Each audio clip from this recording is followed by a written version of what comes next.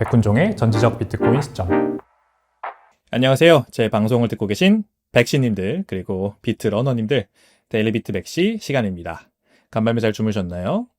날씨가 조금 풀린 오늘 데일리 비트 맥시 들어가 보도록 하겠습니다. 뉴욕에서 굉장히 재미있는 소식이 있어서 일단 가져왔고요. 이걸로 문을 열어보도록 할 텐데요.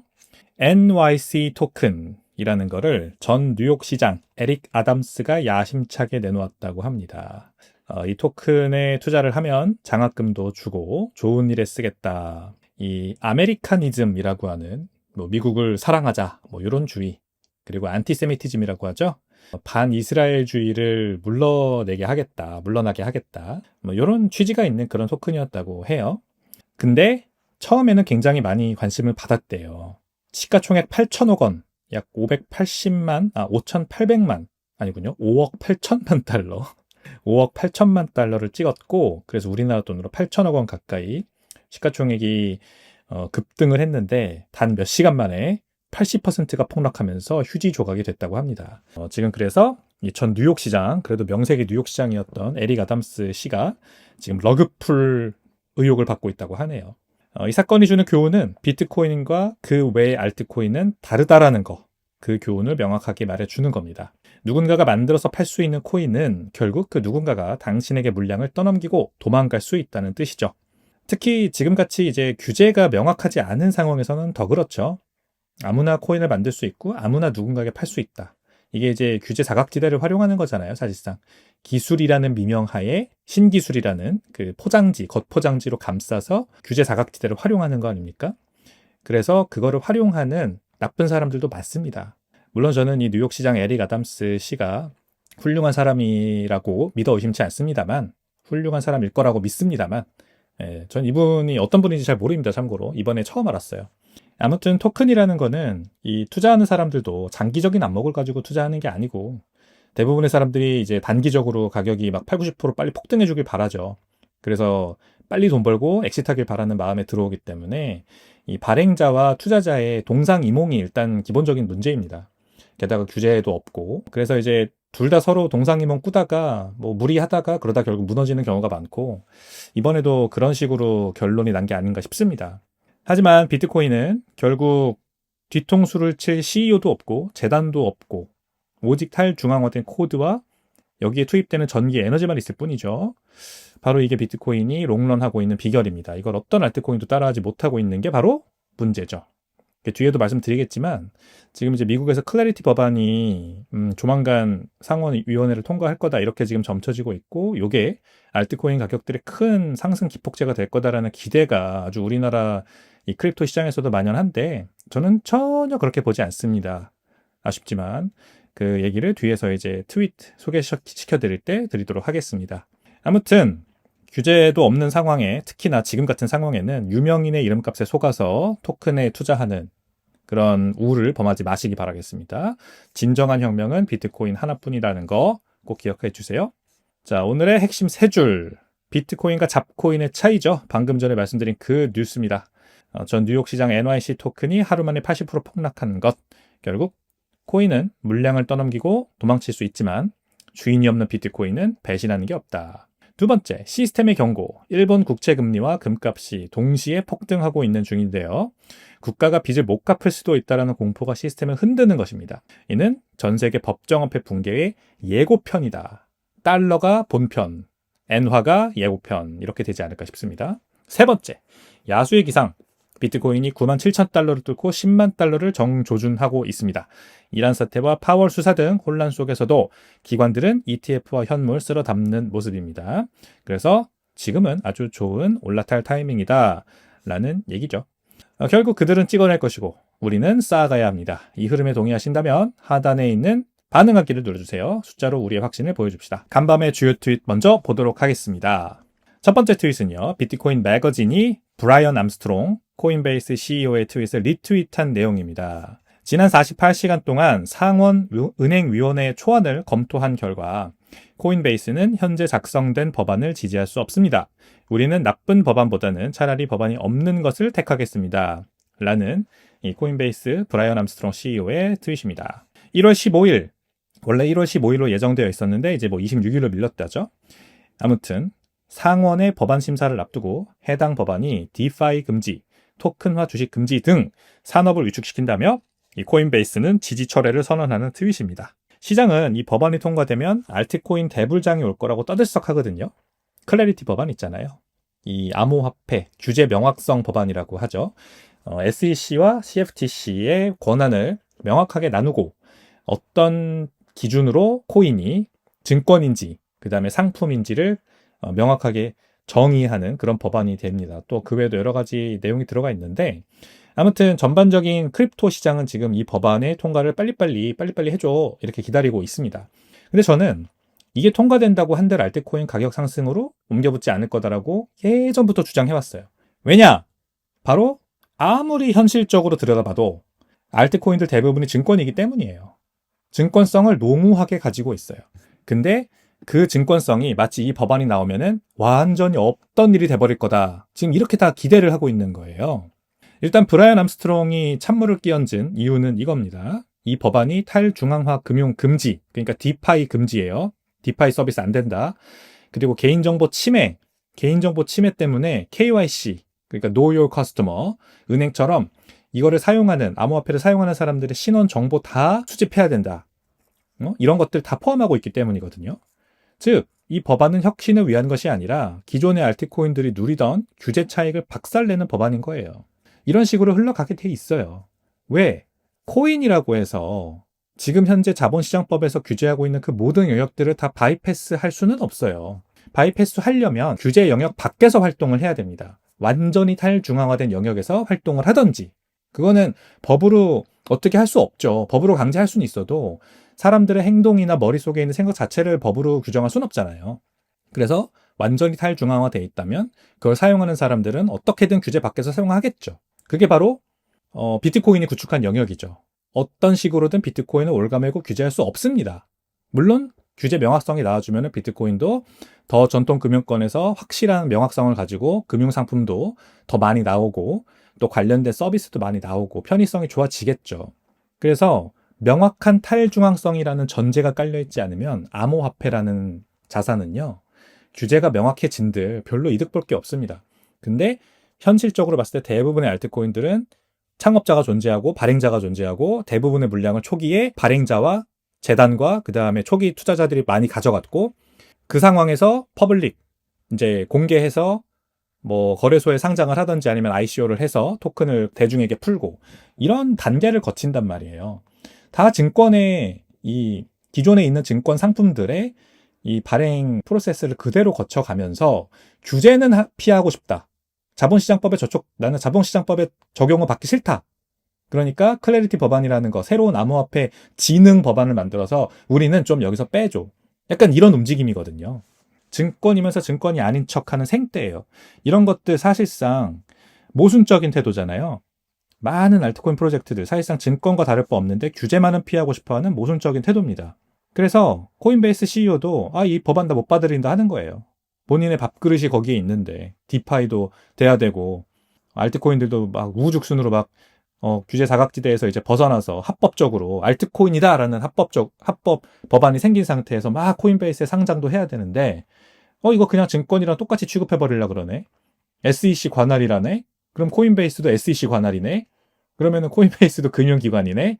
이제 그러면은 엄청 까다로운 그 컴플라이언스, 듀 딜리전스를 가져가야 되거든요. 물론 코인베이스도 지금 상장사기 때문에 그렇게 하고 있긴 하지만 알트코인들의 영역이 축소되겠죠. 그러면 코인베이스의 밥그릇이 이제 줄어드는 효과가 있지 않습니까? 자, 이게 그래서 역설적으로 현재 알트코인 비즈니스 모델이 제도권 안에서는 생존 불가능하다라고 자인한 꼴이에요. 토큰화 주식 금지, 이 조항도 있어요. 토큰화 주식은 안 된다. 이 조항 하나만으로도 수많은 프로젝트가 문을 닫아야 될 판입니다, 지금. 주식들 다 토큰화 해가지고 지금 막 그 인터넷 플랫폼들에 올려가지고 팔고 있는 거 아시죠, 여러분? 바이비트 같은 거래소 가보면은 미국 주식들 토큰화 해가지고 막 거래 시작했잖아요, 몇 종목. 이런 것도 안 된다는 거예요. 야, 주식을 왜 네 맘대로 토큰화 하냐? 이건 자본시장법에 들어가서 SEC 관할을 받아야 되는 건데 이거 안 된다. 지금 이런 식으로 클래리티 법안이 만들어지고 있습니다. 이 법안의 또 다른 독소 조항 중 하나가 스테이블 코인 이자 수익 금지예요. 이것도 다 예상했던 거지 않습니까? 은행들이 절대 자기들 밥그릇을 뺏기려고 하지 않을 겁니다. 은행 카르텔이 얼마나 무시무시한데요. 이는 명백히 은행의 예금 경쟁력을 지켜주기 위해 크립토 기업의 손발을 묶는 조치죠. 네, 뻔하죠. 그거 몰랐습니까? 다 예상됐던 거예요. 우리나라 원화 스테이블 코인도 지금 한은과 정책 위반자들이 이것 때문에 싸우고 있는 거잖아요. 은행 지분이 반드시 들어가 있는 회사가 스테이블 코인 발행해야 된다. 그리고 스테이블 코인 이자 주는 거 안 된다. 이 은행 고유의 밥그릇 영역을 지금 알트코인들이 뺏으려고 하니까 안 된다고 하는 거죠. 근데 제가 그래서 비트코인을 그래서 계속해서 주창을 하는 겁니다. 비트코인은 은행들과 경쟁하는 위치지만 완전히 은행의 그 관할과 그들이 통제할 수 있는 어떤 범위 밖에서 독자적으로 움직일 수 있는 완전 탈중앙화된 자산이에요. 그러므로 은행과 진짜 붙어가지고 은행을 뭐 이기든 아니면 은행이 그것을 받아들이게 만들든 어떤 식으로 결론이 나려면 은행하고는 완전히 반대 대척점에 서 있어야 됩니다. 즉 완전히 탈중앙화돼 있어야 돼요. 근데 애매하게 탈중앙화돼 있고 애매하게 모든 게 중앙화돼 있는 알트코인들은 그래서 은행한테 이렇게 잡아먹히는 겁니다. 진짜 백이 지금 제가 봤을 때는 이 법안은 알트코인 시장의 호재가 아니라 이제 거품이 꺼지는 계기가 될 거예요.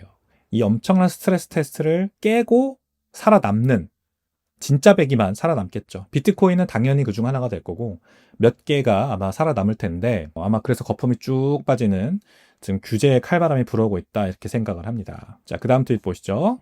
여권이 나왔습니다. 오, 지금 엘살바도르의 이 비트코인 컨트리라고 써 있는 엘살바도르 여권 사진인데요. 비트코인 매거진의 트윗입니다. 엘살바도르가 이제 방문하는 관광객들에게 비트코인 여권을 발급합니다. 비트코인 컨트리 패스포트라고 써 있네요. 와, 멋있다. 갖고 싶네요. 이 도장 찍혀 있는 거 보시면 사토시 어플브드라고 써 있고, 그렇죠? 비트코인 컨트리라고도 써 있고, 그렇습니다. 멋있네. 이 여권은 법적 효력이 있는 여행 문서는 아니래요. 하지만 소속감의 증명서다 이렇게 보시면 되겠죠. 엘살바도르 이제 비트코인을 화폐로 쓰는 것을 넘어 전 세계 비트코이너들을 위한 정신적 고향으로 브랜딩을 하고 있어요. 그래서 이 나라를 찾는 관광객들에게 당신은 비트코인 나라의 시민입니다 라는 메시지를 던지는 것입니다. 아주 좋은 브랜딩, 마케팅 전략이라고 생각을 합니다. 진짜 이 엘살바도르라는 아무도 존재 자체도 몰랐던 이 중남미의 작은 나라가 이 비트코인을 받아들인 이후로 이 나이브 부켈레 대통령이 집권한 이후로 굉장히 이제 북미 지역 여행자들의 성지가 되어가고 있고 이 비트코이너들이 찾는 대표 관광지가 되어가고 있는 모습 굉장히 고무적이고 중남미의 호랑이로 지금 거듭나고 있는 모습이 보여서 저도 꼭 가보고 싶습니다. 자, 이렇게 엘살바도르는 문화와 관광을 비트코인을 중심으로 재구축해서 팔고 있고 그게 잘 먹히고 있다. 그래서 이 수도인 산살바도르라고 하는 곳이 이 전 세계에서 타살률이 제일 높은 도시 중 하나였는데 여기가 이제 아주 마음 놓고 밤 늦게도 관광객들이 돌아다닐 수 있는 그런 안전한 도시가 되었다는 소식이 이 커뮤니티 SNS에서 계속해서 쏟아지고 있습니다. 자, 내지에는 이 여권은 비트코인 나라에 소속됨을 증명합니다 라고 적혀 있어요. 물리적 영토는 작지만 비트코인이라는 거대한 네트워크 위에서 엘살바도르의 영토는 무한히 확장되고 있다. 아, 너무 멋있습니다. 응원하고요. 그 다음 트윗 보겠습니다. 지금 What Bitcoin Did라고 하는 팟캐스트에 최근 마이클 세일러가 인터뷰어로 출연해서 이 진행자 데니 노울스와 굉장히 설전을 벌인 게 큰 화제가 되고 있어요. 그저껜가 올라온 영상이고요. 이 유튜브에서 What Bitcoin Did 검색하시면은 해당 영상에 바로 검색에 나올 겁니다. 데니 노울스가 이제 진행자 이름이고요. 영국인이고 마이클 세일러가 여기 출연해서 인터뷰를 했는데 평소와 다르게 마이클 세일러 굉장히 차분하게 인터뷰를 원래 하고 항상 되게 학자적으로 이렇게 설명하는 타입이잖아요. 근데 여기서는 웬일로 데니 노울스가 어떤 질문을 했는데 굉장히 민감하게 대답을 합니다. 굉장히 날이 서 있어요. 그러면서 뭐 나를 뭐 모욕했다느니 막 이런 얘기를 하면서 경기를 일으키는 모습을 좀 보여가지고 지금 커뮤니티 의견이 굉장히 팽팽하게 대립 중입니다. 마이클 세일러가 왜 이러느냐, 잘했다와 잘못했다 이런 반응으로 나눠져 있는데 자, 그 배경 설명을 먼저 설명드리고 이 트윗에 대해서 좀 설명을 드릴게요. 패스털 코인이라고 하는 사람입니다. 사람들은 이 영상에서 세일러가 화내고 방어적이라고 말하지만 제 눈에는 다르게 보입니다. 저는 비트코인을 알리기 위해 자신의 모든 것을 걸고 뼈 빠지게 일하는 한 남자가 자신의 프레임워크 밖에서 훈수두는 젊은이를 꾸짖는 모습이 보입니다. 그는 화난 게 아니라 깊이 신경 쓰고 있는 겁니다. 당신이 한 번도 무언가에 미쳐본 적이 없어서 그게 안 보이는 것일 수도 있죠. 라고 얘기를 하더라고요. 패스털 코인이라고 하는 이 트윗을 쓰신 분은요. 저도 한 이틀 정도 이 인터뷰 내용을 보면서 생각을 좀 정리를 해보니까 처음에는 저도 마이클 세일러가 왜 저렇게 과하게 반응을 하지? 과민 반응을 보이지? 이런 생각을 했었어요. 근데 본인이 얼마나 힘들지를 좀 상상을 해보면 저런 반응을 하는 것도 이해가 되더라고요. 그래서 이 패스털 코인이라고 하는 사람의 트윗 내용이 저는 지금은 더 공감이 갑니다. 자신의 모든 걸 여기 걸었잖아요. 20년 동안 주가가 뭐 한 자릿대에서 올라오지 못하던, 뭐 말하자면 죽어가는 회사, 마이크로소프트한테 경쟁에서 밀려서 이 소프트웨어 사스 비즈니스에서 이제 밀려서 뭐 그냥 이렇게 그냥 역사의 뒤안길로 사라질 수 있었던 회사를 비트코인이라는 베팅을 해서 지금까지 이제 이르게 만들었어요. 회사를 크게 다시 한번 성공 가도로 끌어올려 놨어요. 그리고 그 길을 계속해서 개척해 나가는 중이죠. 자신이 개척한 그 길을 더 개척해 나가고 있습니다.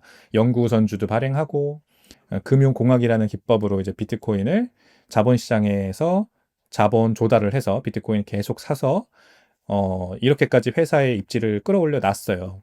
그래서 디지털 크레딧이라는 말을 유행을 시켰단 말입니다. 디지털 애셋, 디지털 크레딧, 그리고 디지털 인텔리전스. 이 세 개가 앞으로 투자의 주축이 될 거라고 주장을 하고 다니죠. 디지털 애셋은 비트코인이죠. 디지털 크레딧은 스트래티지가 만든 MSTR 주식, 그리고 연구우선주, STRC 같은 것들이라는 거고, 여기서 이자가 나온다라는 거고, 그 다음에 디지털 인텔리전스는 엔비디아 같은 이제 AI 산업의 주축이 될 그런 두뇌 역할을 하는 기업들. 이런 것들이 이제 투자의 메가 트렌드다 라는 얘기를 하고 다니십니다. 근데 이 과정에서 지금 비트코인 가격이 떨어지니까 MSTR 주가도 많이 떨어졌죠. 500불까지 갔던 주가가 150불까지 떨어지고, 지금 회사가 가지고 있는 비트코인 가치보다도 시가총액이 더 낮게 내려와 있는 상황. 그러니까 주주들한테 얼마나 지금 욕을 많이 먹겠어요. 주주뿐만이 아니라 온갖 언론과 주변 사람들, 뭐 대중이 지금 조롱과 뭐 비난과 이런 것들을 많이 하고 있을 거란 말입니다. 그런 상황에서 이 인터뷰에 나갔더니 이제 이 데니 노우스라고 하는 청년이, 호스트가 질문을 한 거예요. 비트코인 트레저리 기업에 대한 질문을 한 겁니다. 비트코인 트레저리 기업들이 꼭 그렇게 스트래티지처럼 연구우선주를 발행하면서 성공할 수 있겠느냐. 이게 사실 따지고 보면 그렇게 민감한 질문은 아니었어요. 그냥 물어보는 거죠. 이거 좀 커뮤니티에서 얘기가 많이 나온다. 스트래티지는 지금까지 전환사채랑 연구우선주 발행해서 비트코인을 많이 모을 수 있었다. 근데 다른 트레저리 기업들도 그렇게 해가지고 성공할 수 있겠느냐. 결국 이제 스트래티지 혼자만 이렇게 독과점을 가져가는 거 아니냐. 이렇게 질문을 한 거죠. 그런 걱정은 없냐. 이렇게 물어본 거죠, 말하자면. 근데 이제 여기에 마이클 세일러가 왜 그런 식으로 얘기를 하냐. 전 세계에 4억 개의 회사가 있는데 그 회사들이 전부 비트코인을 가지게 되는 거는 생각을 안 해보냐. 막 이런 식으로. 그리고 너 마치 질문을 그런 식으로 프레이밍 하는 거 보니까 내가 굉장히 모욕적으로 느껴진다. 내가 지금 독과점을 일부러 조장하려고 비트코인 트레저리 기업 전략 좋다고 막 하는 것처럼 얘기하는 것처럼 들린다? 막 이런 식으로 싸우는 거죠. 근데 이게 이제 무언가에 저토록 헌신해 본 적이 없는 사람은 이 에너지를 이해하기 쉽지 않을 거예요. 이제 이 사람은 진짜로 말로만 떠드는 게 아니라 수십조 원의 자본을 움직이면서 월가의 JP모건 같은 회사들의 이런 공매도와도 싸우고 있고 비난 여론과도 싸우고 있는 거죠. 전장에 직접 뛰어든 장수라고 할 수 있는데 이 사람들 눈에는 뒤에서 이렇다 저렇다 얘기하는 평론가들의 말이 참 가짜게 들리기도 할 겁니다. 그래서 비트코인을 생존의 도구이자 사명으로 여기는 이런 직접 자기가 이 게임에 들어가서 싸우고 있는 장수들, 영어로 이제 스킨 인 더 게임이라고 하죠. 직접 들어가서 싸우고 있는 이런 장수들의 시각은 확실히 좀 다른 것 같습니다. 그래서 화가 날 만하다. 좀 민감하게 과민하게 반응한 건 맞지만 그럴만하다라는 생각이 듭니다. 미친 듯한 열정을 가진 실행가가 자신의 이제 입장을 피력한 거다. 이 영상 굉장히 재밌으니까요, 여러분.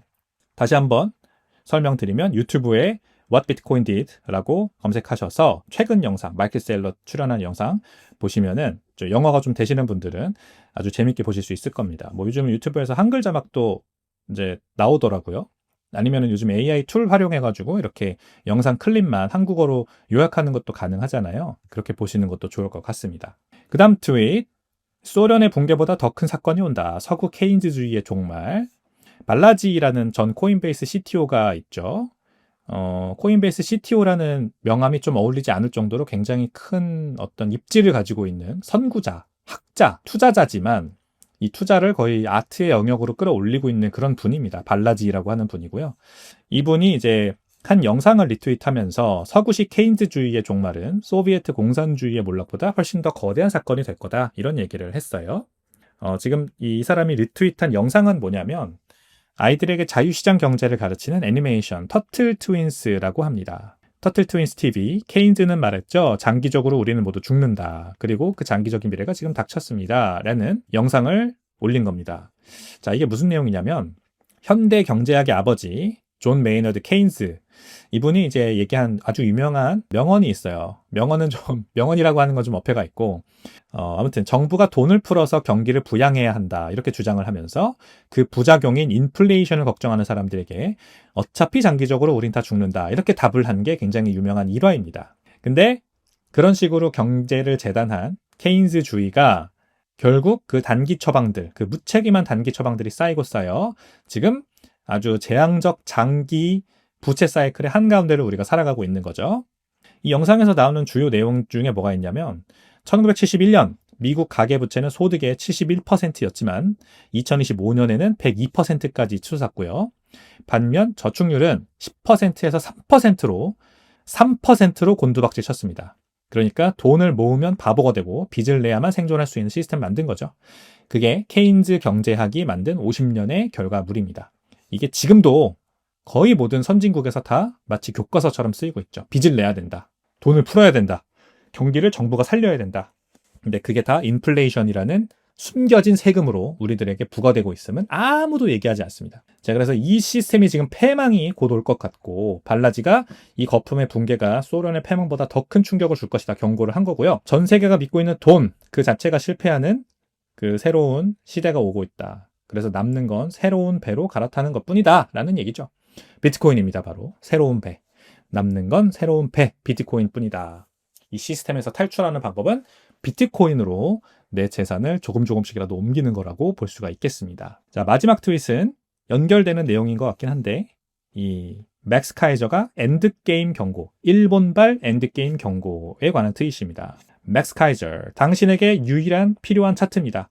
중요한 건 딱 요거 하나만 보면 됩니다. 라고 하면서 일본 10년물 국채 금리와 금 가격이 2026년 들어 동반 폭등하는 기이한 현상을 보여주는 차트를 공유를 했어요. 이 차트를 원래 공유한 제로 해지 계정은 이를 두고 일본은 언제나 엔드게임이었다라고 평했습니다. 무슨 내용이냐? 경제학 교과서대로라면 금리, 즉 국채 수익률이 오르면 이자가 없는 금 가격은 떨어져야 돼요.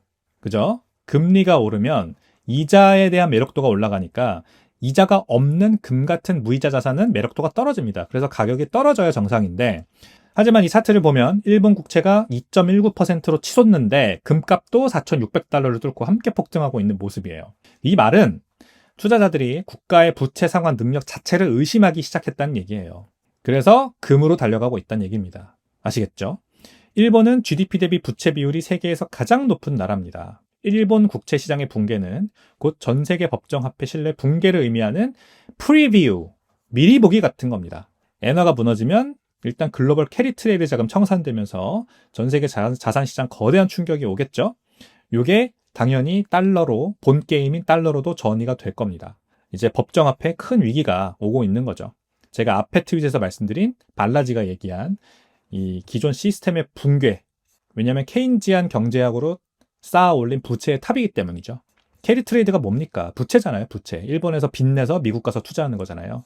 이게 무너질 날이 멀지 않았다라는 거죠. 자, 그래서 엔드게임이라고 얘기를 하는 거고요. 이 혼란 속에서 비트코인은 어떻게 되었냐? 지난 24시간 동안 거래소에서 무려 17,500BTC가 개인 지갑으로 인출되었다고 합니다. 그래서 눈치 빠른 자본들은 이미 침몰하는 배, 법정화폐에서 탈출해서 구명정 비트코인으로 옮겨 타고 있는 것으로 보입니다. 이렇게 비트코인 가격만 바라보고 있으면 우리가 이런 그림을 보지 못해요. 근데 경제는 언제나 굉장히 큰 그림으로 바라봐야 되는 영역입니다. 거기에 내가 어떤 식으로 내 재산을 지킬 거냐가 의사결정의 주체가 되어야 돼요. 제가 비트코인 괜히 부르짖는 게 아닙니다. 가격만 보고 차트만 들여다보고 막 차트에 줄 긋고 뭐 이 서포트 라인을 지켰으니까 이제 다음 뭐 저항선으로 갈 거다. 이런 거는 아무 의미가 없어요. 이런 단기적인 시각 제발 치우고 경제학적으로 봤을 때 전제가 잘 깔려 있어야 되고 자유시장 경제라고 하는 그 토대 위에서 지금 현재 경제 트렌드를 봤을 때 어디가 무너지고 있고 어디가 그러면은 지금 새로 그 태동하고 있는 우리가 탈출해야만 하는 새로운 경제인지, 그리고 그 탈출을 하는 방법은 무엇인지, 그 구명정은 무엇인지, 이런 것들을 우리가 다 판단을 하고 그때그때 결정을 내려야 된단 말입니다. 그 결론이 저에게는 비트코인입니다. 그래서 제가 이 데일리 비트 맥시를 통해서 계속 여러분들께 이런 경제에 대한 인사이트를 전달해드리는 것이 되겠죠. 잘 따라와 주시면 감사하겠고, 비트코인 가격 97,000달러 뚫었다가 지금 96,000달러대에서 횡보하고 있고요. 스트래티지 MSTR 주가도 179달러까지 올라갔습니다. 전일 대비 3.66% 반등했고요. 21 주가는 여전히 9.73달러, 9달러대에 머물러 있네요. 자, 비트코인이 파죽지세로 아무튼 상승세를 이어가고 있고요. 이 과정에서 약 7억 달러 공매도 물량이 강제 청산됐습니다. 이게 더 가격 상승에 기름을 부었고, 예측 시장 폴리마켓에서는 비트코인이 1월대에 10만 달러 돌파할 확률이 73%로 점쳐지고 있다고 합니다. 이번 상승을 이끈 세 가지 엔진은 무엇이냐? 첫 번째, CPI 호재, 13일 발표된 물가지표가 안정세를 보여서 긴축 공포가 완화되었고요. 두 번째, 이란의 경제 붕괴와 시위 사태가 안전자산 수요를 자극을 했고요. 세 번째, 법무부의 파월 의장 수사 착수로 미 행정부와 연준 간 갈등이 고조되자 시장의 불안 심리가 비트코인 매수세로 이어졌다 보고 있습니다. 제도권 자금도 다시 들어오는 모습입니다. 현물 ETF 유입액이 2025년 말 이후 최대치를 기록했고, 마이크로스트래티지가 상승 직전 13억 달러 규모의 비트코인을 추가 매수한 것으로 알려져 있습니다. 자, 뉴욕 증시 보시죠. 다우존스 지수, S&P 500 지수, 나스닥 지수 모두 하락했습니다. 3대 지수가 모두 하락 마감을 한 하루였고요. 기술주 중심의 나스닥이 특히 1%나 하락하면서 가장 큰 낙폭을 기록을 했습니다. 대형 기술주들에서 자금이 빠져나와 소형주, 가치주, 저변동성 및 배당주로 이동하는 순환매 장세가 뚜렷했다고 합니다. 그래서 이거를 두고 S&P 493의 귀환이라고 표현을 월가는 했다고 하네요.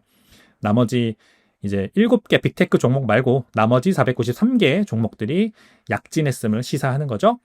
마이크로소프트, 테슬라, 아마존, 메타 등 주요 빅테크 종목들은 2% 이상 급락을 했다고 하네요. 반면 이란 관련 뉴스에 대한 경계감으로 에너지 주식과 귀금속 섹터는 상승세를 이어갔습니다. 국채금리는 10년물과 2년물이 모두 하락한 하루였습니다. 트럼프 대통령이 이란에 대한 군사적 조치 검토하고 주식시장이 하락세를 보이자 투자자들이 안전자산인 미 국채로 몰리며 금리가 하락을 한 거죠. 2거래일 연속 하락입니다. 안전자산 쏠림 현상은 귀금속 시장으로도 이어져서 금은 1%, 은은 무려 7%나 급등을 했습니다. 반면 달러 인덱스는 0.1% 하락하면서 약세를 보였습니다. 그래서 그런지 원달러 환율도 1466원까지 오랜만에 내려줬죠. 그러니까 원화가 강세가 된 거죠. 달러 인덱스가 떨어졌으니까. 자, 시장은 내일 발표될 실업수당 청구 건수가 다소 증가할 것으로 예상하고 있다고 합니다. 자, 금 가격. 밤사이 금선물 가격 사상 최고치 경신했습니다. 4,600달러 뚫어서 올라갔다가 오늘 아시아 오전장에서는 기술적 조정이 약간 나왔습니다.